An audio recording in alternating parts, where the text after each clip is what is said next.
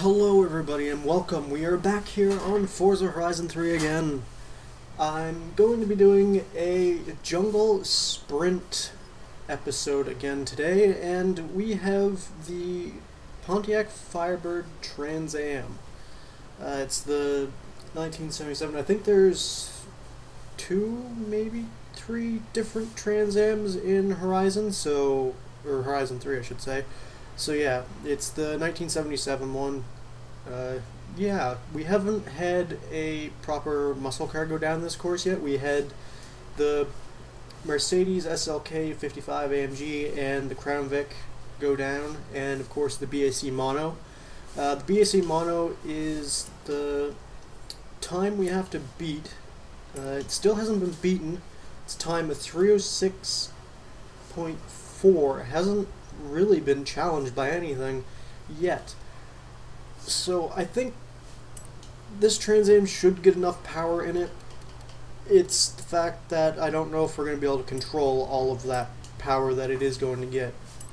So yeah, we'll see how the Trans Am actually fares. I was looking through cars and I was thinking different vehicles I could run, and I thought, well, I haven't run a proper muscle car yet, so I kind of wanted to. I'm not going to put the hood on yet. It does save us a little bit of weight. I do like that Firebird there on the hood, so I may have to keep the hood standard just for that. But yeah, I'll come back to that if we need a couple PI here and there. I'm not sure if the standard engine will be enough to get us up to the top of S1 class. I'm going to say probably not, because we're not into A class yet. We have 275s in the front, 345s on the rear, so we have pretty dang good sized tires, which is really nice. Actually, I should have looked at conversions. Okay, I didn't know if this had a body kit conversion or not. Sometimes you put the wide body kits on, it actually allows you to have wider tires. So that's something that if I see a car has, I will put it on the car. Let's just get all of these little handling bits on, because we're going to need as much on the car as possible to get it up into S1 class. I'm not actually sure what engines go in this. I'm assuming probably the V8 that goes in quite a few cars will go in it. Maybe the V10? I'm not sure. But yeah, I doubt the standard engine will get us up into the top of S1 class, because we're not even midway through A class yet, and S1 class seems to take forever to get through. We do take 700 pounds out with the weight reduction, so that's good. Down to 3,200 pounds, and depending on what engine we choose, because I am going to do an engine swap, depending on which engine we choose, we might actually get a lighter one. So yeah, we have the 6.2 liter V8. So that would get us down to 2,900, and we have the V10, the V12. Kind of expected these two. All of them are lighter. The V12 puts us up quite a ways into S1 class, so we wouldn't get many upgrades on it. Will give us a heck of a lot of power. The V10, not bad, but it is better in basically every way, but I think I am going to go for the V8. Gives us an extra 200 horsepower, but it does take out the most weight out of all of them. It gets down from 3,200 pounds to 2,900 pounds. So I'm going to go with that just to save the weight. It does give us a decent amount of power, and then still a little bit of room to upgrade the engine. So I don't know if I'm going to go for a supercharger or turbos. They both give me 127. The turbos are slightly not turbos, the supercharger is slightly heavier. I have tended to go with... See, the difference between this supercharger, the positive displacement, and the twin turbos, it actually doesn't change any of the stats like speed, handling, acceleration. They're the same. Turbos are slightly lighter though. I haven't run a supercharged car yet, so I think I'm going to put a supercharger on, because a lot of times older muscle cars had superchargers on them, not turbo, so I'm going to run with the supercharger just to be a little bit different. So I'm going to put on some bits that will take out a bit more. That takes actually quite a bit of weight there. I'm just trying to remember which bits actually take out weight. That would give us a heck of a lot more power. I might go for that after I get some more weight out of it.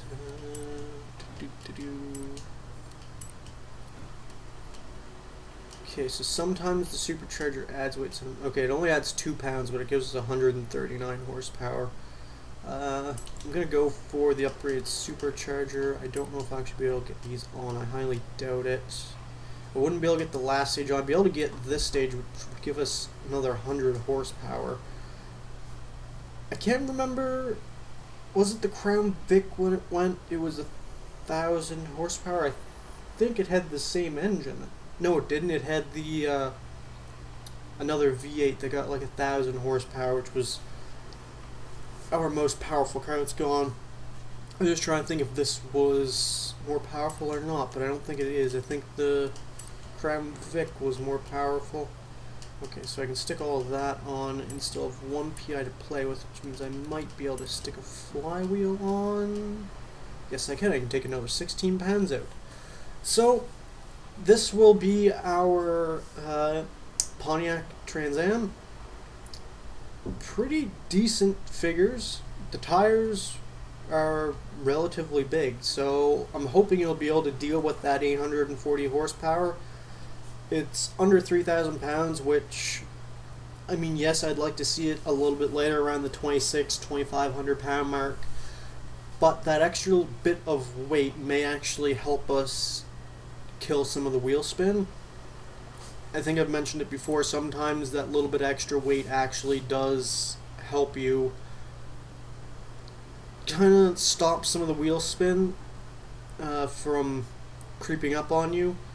But yeah, we shall see how the Trans Am fares around our course. Okay, we are here at the Rainforest Grand Sprint to take the Trans Am for its 3 runs down the course. Hopefully this car will be controlled and actually have some rear grip. We do get some wheel spin at the end of second gear, a little bit of third. Nothing major though, nothing we have to worry about, I don't think. We'll get incredibly sideways if you let it, so we have to watch out for that. Try and be easy on the throttle. Yeah, I kind of expect 800 horsepower in the rear wheel drive muscle car. It's gonna get sideways if you let it. You just kind of have to be aware of the fact that it will spin its wheels and get sideways. Oh. This course can be quite challenging because some of the crests are quite vicious. Didn't have as much grip through there as I thought I actually did, but the crests are quite vicious because they can burst you into some wheel spin, which, if there's a corner coming up after them, it can throw you off for that corner. You've noticed this with a few cars, like there, coming up that crest. Just unload the suspension enough that, oh, let me get on the brakes. Just unload the suspension enough that it gave me quite a bit of wheel spin. So that's something we're going to have to be wary about throughout this course. A little bit sideways there. It's not as oversteery as I feared it would be. It is still oversteery. Get some wheel spin coming over the crest of that hill, but one thing I didn't expect was the little bit of understeer we do get from it. I noticed in a couple spots I thought I could take more speed than what I could, but I just had that little bit of understeer creep in, which causes issues. These crests are really... I think we saw a similar thing with the Crown Vic. Every time it would go and crest a hill, it would kind of spin its wheels and cost me some time. Going through second gear, we do get some wheel spin, so I'm going to have to be careful about that when we come out of lower speed corners, but on the whole, through the rest of the higher speed corners, it's relatively close. You do have to be careful when turning. You can't turn in too sharply, or else you are going to get wheel spin. I didn't see that clear enough for that corner. I'm surprised we didn't hit a tree there.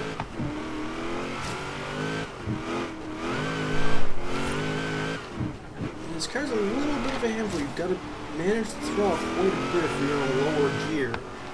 But like I said, once you get out of the lower gears, it's relatively okay. It's just, it there. I had a bit of understeer creep in, which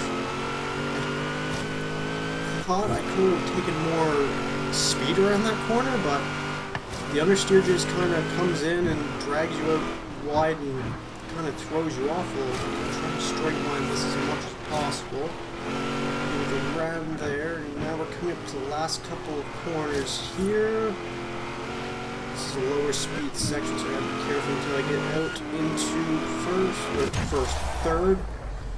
Not a particularly amazing time. We did have a few issues. We slowed around a little bit. We did get kind of sideways and off the track. A 311, not the best, but I think this car could go quite a bit faster. So yeah, I don't know if it's going to challenge the BAC Mono. I definitely think it'll go faster than the Crown Vic. The Crown Vic went at a 309.9, so we were only a couple of seconds off of that, and we were really sideways at one point. So yeah, I think it could challenge the Mercedes that did a 308.0, but I'm not sure if it's going to have the grip and control around some of these corners to challenge the BAC Mono's time of a 306.4. But if I can get an amazing run where I don't really cock up too much, then I think I might be able to do it. It's just trying to get to know where on these crests the car will burst in the wheel spin, kind of having a bit of a lift at those points, but it's never a win-win situation there, because if you lift, you're going to be losing speed, but if you don't lift and you get wheel spin, you're wasting power by spinning the wheels, and you can also throw the car off sideways at the same time. This was one of the corners we had issue with last time where we had understeer. I didn't have understeer, I actually clipped the guardrail down the inside. It wasn't too bad, so we didn't really lose any time from that. I feel like this run is going a bit better than it did last time out, now that I know the car a bit better, know its tendencies to understeer. We'll get some wheel spin there, so I'll have a little bit of a lift, and then get on the brakes for this tight corner. Clip the fence there on the inside, which we didn't really go through too much of the fence there, so again, we're not going to lose too much time, but it is going to affect the lap time slightly. I think we're going to get some wheel spin here. Yes, we are. Try and get on the power around this nice long sweeping corner. Get on the brakes for this tight 90-degree corner. If you can get that corner right, it is amazingly quick. If you can clip the, or not clip, but kind of cut it a little bit and go through that tree, it doesn't really affect your lap time and will give you a nice line coming out of the corner. I got a little bit unsettled there and almost lost the back end. That would have been good. Slow it down for here. That was amazing through that corner. Don't run wide like we did last time there. This run feels so much better than the last one. A little bit sideways out of that corner, get on the brakes, try and get it slowed down for this part. Move out the other side. Slow it down, don't run too wide there. Did get a little bit sideways, but nothing major. When this car does start to slide on you though, it's relatively easy to control. You just kind of let off the throttle and maybe brake a tiny bit and you're fine. So now at the chicane, try and straight line that as much as possible. I didn't want to go full throttle there. I kind of was like dabbing the throttle on the grass because I felt like if I went full throttle it wasn't going to end well. Oh, this is on for a quick time. Is it going to be enough? It is! We have a new leader. That was a mega run from the Trans Am. We beat the BAC Mono's time by 1.3 seconds. I honestly, after that first run, I wasn't sure if the Pontiac was going to be able to beat the BAC Mono. I felt like it would go like maybe a 307 or so, but a 305 I didn't expect. So we do have a new leader on the table. The BAC Mono has been finally dethroned after a couple failed attempts. Yeah, the Pontiac goes into first place, but we shall see if we can actually beat the Pontiac's time there and see if we can actually go a little bit quicker, because there weren't too many places where I messed up there, but there is some points where I think I could gain a little bit of time.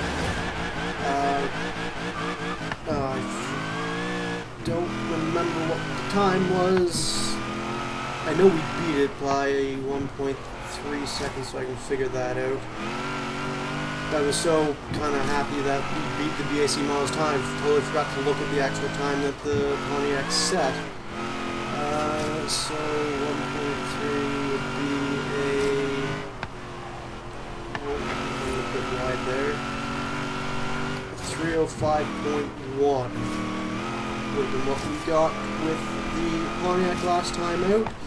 Yeah, I totally forgot to look at the time that we actually set there on that run.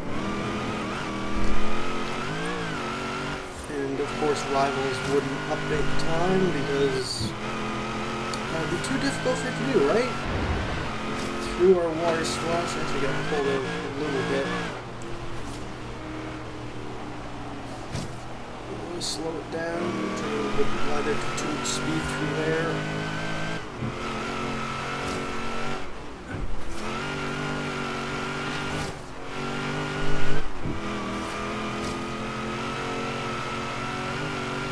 Focusing so hard, I just almost forgot to talk there. I'm just trying to push this car as much as possible and get as much speed out of it as I can. Try and go quicker than that 305.1 that we did last time out. I don't know, didn't do so well in the opening parts of this run, so I don't know if we'll be able to go quicker or not. We'll have to push the car quite a bit through the rest of this course to try and go quicker. Up to 160 miles an hour down that section there. Through some of these longer straights, I do have to try and keep an eye on like the speed of the cars, but it'd be nice to know how quickly the cars are actually going through some of these sections. That section right there, I don't know what is it, just the way that the camber of the road is or what, but it can get the car quite unhappy and kind of swaying back and forth a little bit. Run there under the grass, trying to get slow down for this corner. Way too much speed through that last corner and got on the grass quite a bit, which kind of put me out of shape for the next corner. That's the thing, through some of these sections, corners are so close together that if you're out of shape for one, it can screw you up for the next like 3 or 4 corners to come. And it's really will kill your lap. Taking almost 170 miles an hour through those corners, now through the chicane. Trying to be flat out through there. I got a little bit of a wiggle on. Now around this final corner, get it out of the corner. I don't think it's going to be a faster time. It's not. It's still a great time. It was a 305.6, still faster than what the BAC MONO had done before. But the Pontiac will go in first place with a 305.1. So yeah, that's pretty dang good going. I honestly didn't really expect this car to go as quickly as it did. Like I said, I kind of expected it to go around the Mercedes time maybe a little bit quicker, but I didn't expect to beat the BAC MONO. We will see if I will get a wheel spin. I don't know how much XP I actually need to level up. That's credits. I don't care about credits. 8,000. Yeah, I'm not going to level up. Yeah, so that's going to be it for this video, guys. If you like the video, hit the like button and subscribe. It helps out a lot. And until next time, goodbye.